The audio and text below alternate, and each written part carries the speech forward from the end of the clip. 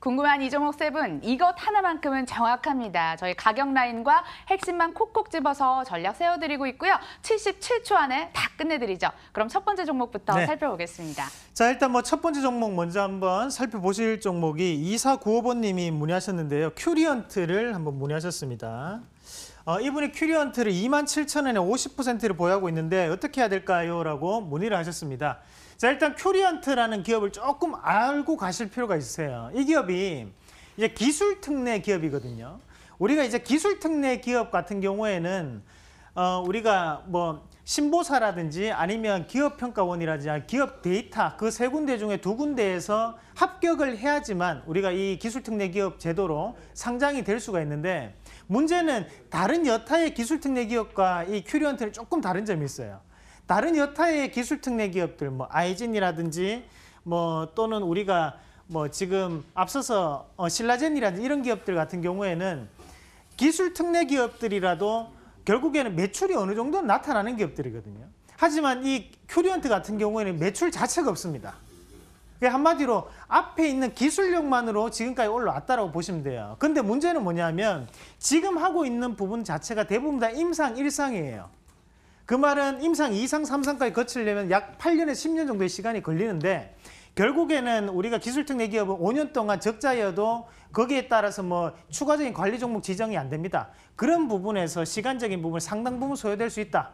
그러면 지금 자리에서는 비중 축소에 대한 의견을 드리도록 하겠습니다.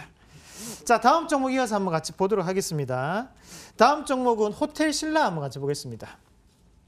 자, 오늘 관심이 많은 종목이기도 하고요. 7736번님이 호텔 신라를 72,900원에 보유를 하고 계신다고 하시는데, 자, 일단은 호텔 신라에 대한 주가를 한번 같이 보셔야 될 것 같은데요. 자, 이 주가가 지금 여기에서부터 시작해서 2017년 9월 달부터 시작을 해서 현재까지 상당히 많이 올랐고, 그 다음부터 주가가 많이 빠졌거든요. 근데 실질적으로 이때가 어떤 기간이냐면 이재용 부회장이 구속되어 있었던 기간이에요. 그럼 이 기업과 같이 한번 보셔야 되는 기업이, 자, 오늘 휘닉스 소재 한번 같이 보겠습니다. 자, 마찬가지로 지금 바닥권역이 어느 정도 진정되는 양상인데 장중에는 조금 변동폭이 있었거든요. 오늘 호텔 신라라든지 휘닉스 소재 같은 경우에는 말 그대로 이재용 부회장에 대한 신변이 조금 달라질 수 있다. 네, 그렇게 조금 보실 필요가 있겠습니다. 그래서 이런 부분 자체는 삼성에 대한 지배구조와 연관되는 부분, 그래서 중국보다는 지금 현재 삼성에 관한 부분 자체가 이슈화가 되면서 오늘 반등이 나왔고, 그 부분에 대해서 이부진 회장에 대한 기업 내, 뭐 그룹 내에 대한 지위가 좀 더 향상되지 않을까, 그런 분위기가 좀 나타난다고 보시면 될 것 같아요. 그래서 이 기업은 홀딩에 대한 의견 드리도록 하겠습니다. 자, 뭐 언어 순화를 최대한해서 말씀을 드렸습니다. 자, 다음 종목 이어서 한번 같이 보도록 하겠습니다. 다음 종목이 카카오 한번 같이 보겠습니다. 자, 이 카카오라는 기업을 이분이 5504번님이 11만 원에 20%를 현재 보유하고 계시는데요. 카카오 같은 경우에도 마찬가지로 우리가 이런 기업은 월봉을 조금 보셔야 되는데, 지금 추세는 꾸준히 보면 하단에 125월선을 기준으로 올라오고 있는 과정이거든요. 근데 이 기업이 지금 사실 카카오톡이라는 플랫폼을 가지고 있지만 지금까지 활용했던 부분 자체는 바로 교통 편의에 대한 시설밖에 없다라는 거죠. 그래서 그런 부분에서 우리가 한번 이 기업을 분석을 해본다면 지금까지는 투자를 상당 부분 해왔거든요. 생활 밀접형 서비스를 많이 우리에게 무료로 인식시켰다는 겁니다. 하지만 지금부터는 이런 부분에 대한 매출이 좀 더 가시화가 될 수 있는 그런 단계적인 부분을 지날 수 있다라고 봤을 때, 지금 현재는 장기 평선 자체는 저는 지켜준다라고 보고, 지금부터는 주가에 대한 반등을 조금 기대해 볼 수 있습니다. 그럼 지금 자리 하단에서 뭐 저하고 마음이 똑같은 이 기관에 대한 매수가 꾸준히 들어왔었고요. 그리고 마찬가지로 기관 매수가 들어오면서 주가를 올리고 있는 상황이기 때문에 시청자님이 보유하고 계신 11만 원까지는 충분히 가능하다. 그래서 좀 더 홀딩에 대한 의견을 드리도록 하겠습니다. 네, 카카오 매수가 근처까지 갈 수 있다고 진단을 해주시네요. 참고해 보도록 하겠습니다. 문자 게시판도 함께 살펴볼게요. 어떤 의견 주고 계실까요? 만나보겠습니다. 자, 먼저 동양 네트워크스가 제일 먼저 들어왔습니다. 100% 비중 너무 많으신 거 아닌가요? 제넥신도 들어왔고요. 코스모와 가슴이 답답하신 분 원익큐브 얘기를 해주셨습니다. 대화제약, 골든센츄리, 삼성물산, 삼성바이오로직스 관련해서 좀 진단해도 좋을 것 같고요. 유한양행 들어왔습니다. 보령제약, 그리고 마니커, 대우 PNC, 제이시언 시스템까지 한번 만나보도록 하겠습니다. 마음속으로 4개 종목 고르셨나요? 네. 뭐 좀 볼까요, 우리? 같이 네. 그럼 오늘 이슈가 될 수 있는 게 뭐 삼성물산 그리고 동양네트워크스를 지금 100% 동양네트워크스. 보유하고 계시니까요. 네. 저것도 한번 같이 보고 원익큐브 원익큐브. 답답하신 마음 제가 한번 풀어보겠습니다. 네. 하나만 더 고르시면 네네. 돼요.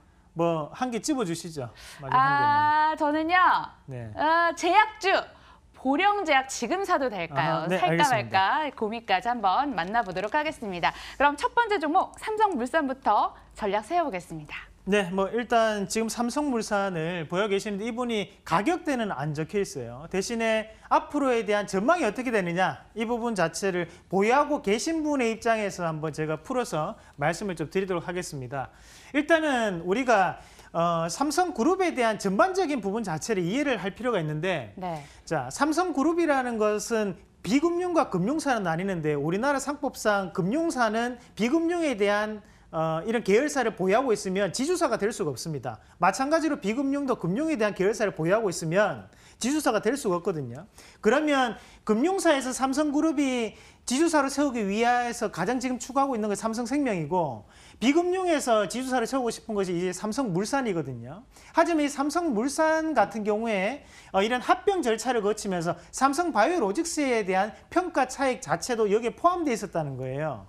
그럼 결국에는 이 삼성물산 자체가 지배구조에 대한 문제점으로 지금 주가가 빠지고 있는 거고 결국에는 삼성바이오로직스에 대한 거래 정지가 이루어지면서 이 삼성물산에 대한 주가 자체도 앞으로는 상당히 평탄하게 이루어지기 힘들다라고 보는 겁니다. 만에 하나 삼성바이오로직스가 15일 안에 긍정적인 결과가 나타나서 거래 재개가 되면 상관이 없는데 대우조선 해양 사례처럼 1년 3개월이나 1년 6개월 이상이 걸려버린다.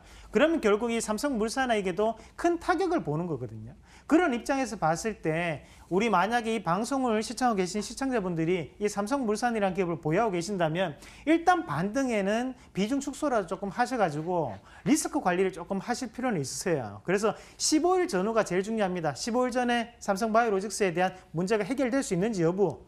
그렇지만 지금의 사건의 경중을 봐서는 넘어설 확률이 있거든요. 그런 부분을 좀 감안한다면 우리가 이런 불확실한 리스크를 보유하고 있는 기업에 대해서는 비중 축소에 대한 의견을 조금 드리도록 하겠습니다. 네, 그럼 신규 매수하려고 하시는 분들도 15일 이후에 한번 네. 노려봐야 될까요?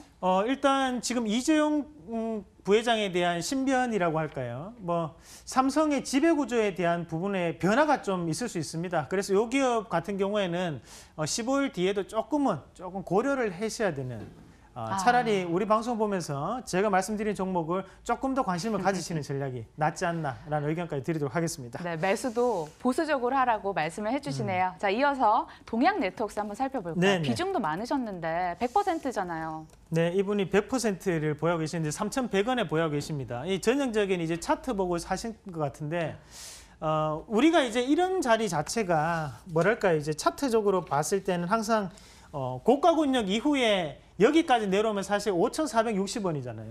이 자리에서 사실 여기 3,000원까지 내려오면 우리가 반등 파동으로 인해서 여기서 반등이 나온다는 거를 많이들 생각을 하세요. 그래서 이분 같은 경우 여기에 이 반등을 보고 난 다음에 매수를 딱 하면 이 자리가 이제 3,100원 정도 됩니다.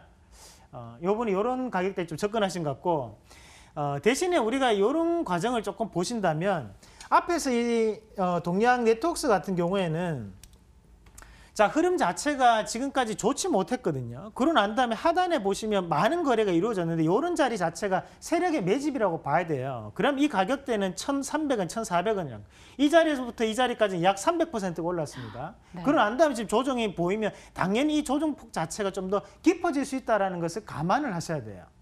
그래서 지금 이 시청자님이 100%를 보유하고 계신 거는 저도 마음이 조금 뭐 울적울적하고 그런데요. 실질적으로 주식은 상당히 냉정합니다. 정으로 하는 게 아니거든요. 그래서 지금 자리에서부터 반등이 나와서 만약에 반등 파동을 제가 조금 잡아드린다면 지금 현재는 여기 위에 있는 가격대 한 2,400원까지는 한번 보유를 해보시고 하단에 손절감을 조금 잡아드리면 그 자리 자체는 하단에 있는 1,800원 선, 1,800원 선을 조금 기억을 하시면서 대응하시는 전략으로 말씀드리도록 하겠습니다.